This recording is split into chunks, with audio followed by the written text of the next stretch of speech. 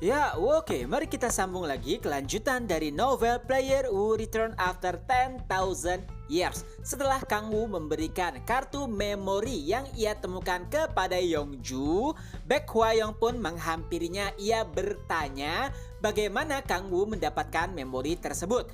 Kang Woo pun mulai menjelaskan ia dihampiri oleh seseorang yang sedang sekarat lalu memberikannya kartu memori. Dan setelahnya anggota dari kultus iblis pun datang mengepungnya. Sehingga pertempuran tak terduga pun terjadi. Nah, di sini Baek Hwa-young nampak heran karena kemunculan Kang Woo seperti sesuatu yang direncanakan. Walaupun memang itu pure ketidaksengajaan. Di lain sisi, Yongju sangat penasaran dengan apa yang ada di dalam video. Lalu dengan cepat ia pun memutarnya. Setelah melihat apa yang terjadi di dalam video, wajah Yongju pun mulai memerah. Karena apa yang ia lihat ternyata adalah video porno. Ia sangat terkejut. Kenapa video tersebut berisikan hal tidak senonok?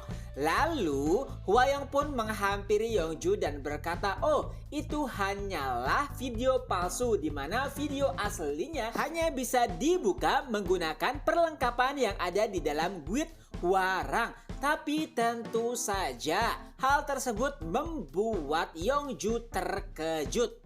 Ia pun mulai memandang Kang Woo dan bertanya, "Apakah kau tahu?" Dan Kang Woo pun menjawab, "Tentu saja aku tahu." Lalu Yongju kembali berkata, "Kalau kau tahu, kenapa kau tidak memberitahuku?"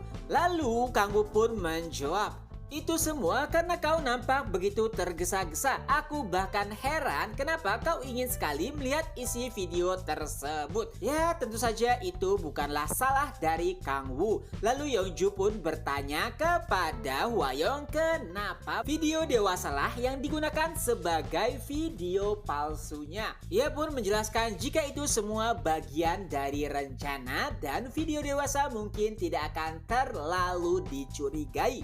Tapi, walau demikian, Yongju masih terlihat sangat kesal dan juga malu karena Kang Woo sama sekali tidak menghentikannya untuk melihat video tersebut. Kata-kata kasar pun mulai keluar dari mulut Yongju hingga akhirnya Echidna pun mulai bersuara, "Tarik kata-katamu, Kang Woo bukanlah orang seperti itu." Nah, di sini Yongju langsung terkejut kenapa ada anak kecil bersama Kang Woo. Lalu Kang Woo pun mulai menjelaskan jika ia adalah makhluk panggilannya.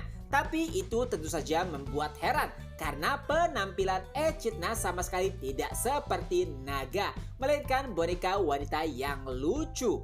Yongju bahkan berkata, "Kau tidak melakukan hal-hal aneh bukan?"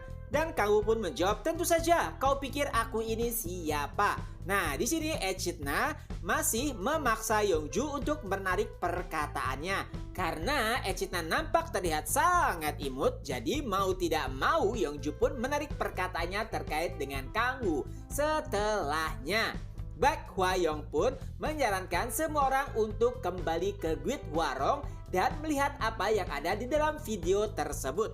Oh ya, sebelumnya Kang Woo sempat bertanya sebenarnya apa isi dari video tersebut. Lalu Hwa-young pun menjelaskan jika itu berisi video kegiatan yang dilakukan oleh kultus iblis selama agen Kim Dong-hoon menyamar menjadi anggota.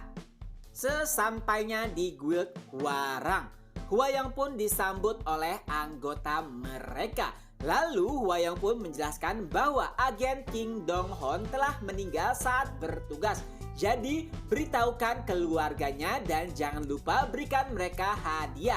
Ia merupakan pahlawan nasional yang mati saat bertugas. Jadi mereka juga harus memperlakukan keluarganya dengan baik. Setelahnya ia pun bertanya terkait di mana posisi Kapten Jang Hyun-jae. Lalu seseorang pun berkata jika ia saat ini sedang berada di Jepang untuk menyelidiki gerbang kelas SS. Nah, Jang Hyun-jae sendiri merupakan pimpinan utama dari grup Hwarang. Nah, tapi sebenarnya Hwa-young juga masih sedikit merasa menyesal karena ia terlambat untuk datang menolong agen Kang Dong-hoon. Jika saja ia tiba lebih cepat, mungkin nyawanya bisa diselamatkan.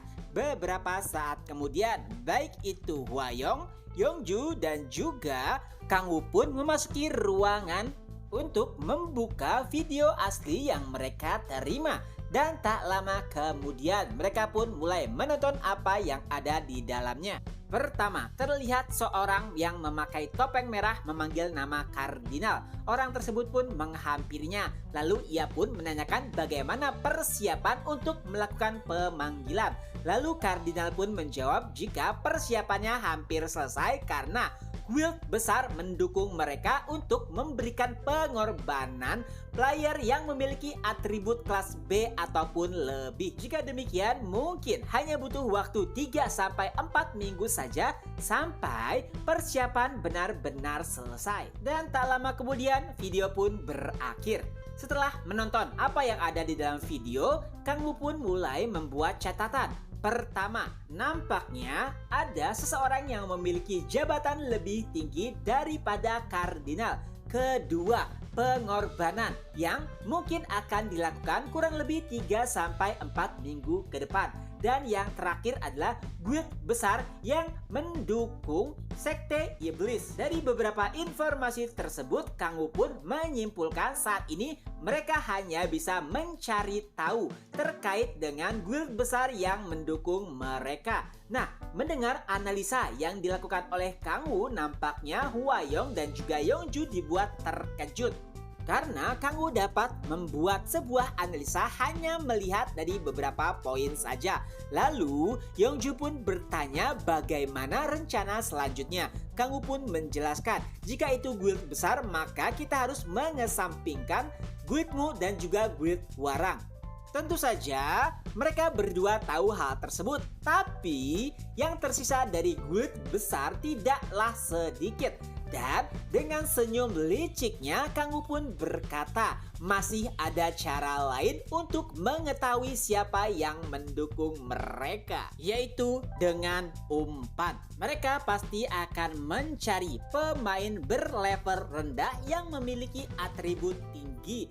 Jika demikian, mari kita sebar sebuah rumor bahwa ada seseorang beratribut kelas S di dungeon tingkat rendah. Mendengar hal tersebut tentunya membuat Yongju dan juga Hwayong terkejut. Jika mereka melakukan ide tersebut, pasti dia akan diawasi oleh player lainnya karena tertarik dengan kemampuannya. Dan dengan begitu, maka mereka pasti akan lebih mewaspadai pergerakan mereka dan mungkin saja rencananya akan dibatalkan.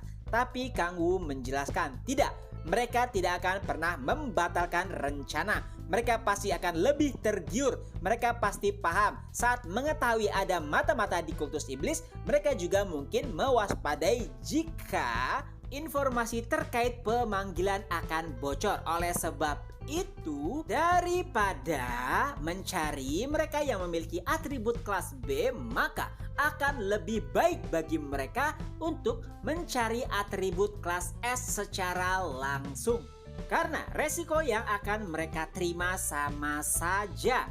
Lalu Hwayong pun bertanya kenapa kau begitu yakin? Dan Kang Woo pun menjawab karena mereka manusia. Dan chapter pun berakhir. Nah, itulah kemungkinan kelanjutan dari Player Who Return After 10,000 Years. Semoga terhibur. Ketemu lagi di next video. Bye bye.